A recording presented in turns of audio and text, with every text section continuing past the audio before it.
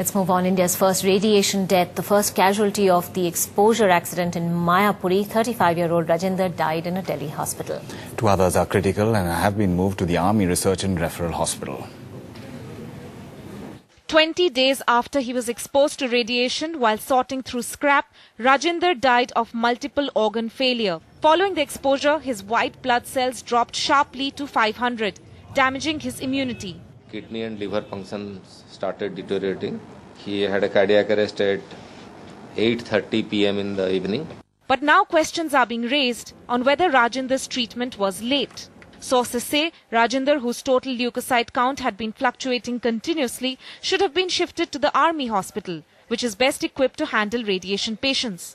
Rajinder, along with 4 others, were given colony growth factor treatment, a treatment to stimulate leukocyte count. But that too came late. All radiation patients were kept together in a normal ward without air filtering, increasing the risk of infections like pneumonia. Out of 8 people who had been exposed to radiation, 3 including Rajinder were very critical. Yet it was only after the National Disaster Management Agency intervened that one of them was shifted from a private hospital to the Army hospital. Following Rajinder's death, the third will also be shifted. इन 2 का जो Apollo वाला और army hospital, इन दोनों का bone marrow transplant का बंदोबस्त हो रहा है. They have agreed और उनके लिए डोनर भी, compatible डोनर भी मिल गए हैं. Doctors here at the AIIMS say that there are very low chances of survival for the 4 remaining patients over here.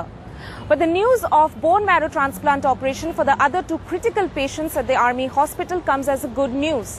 But this brings up the question that if Rajinder was also operated upon on time, could it have saved his life? In New Delhi, Tanima Biswas for NDTV. Tuba.com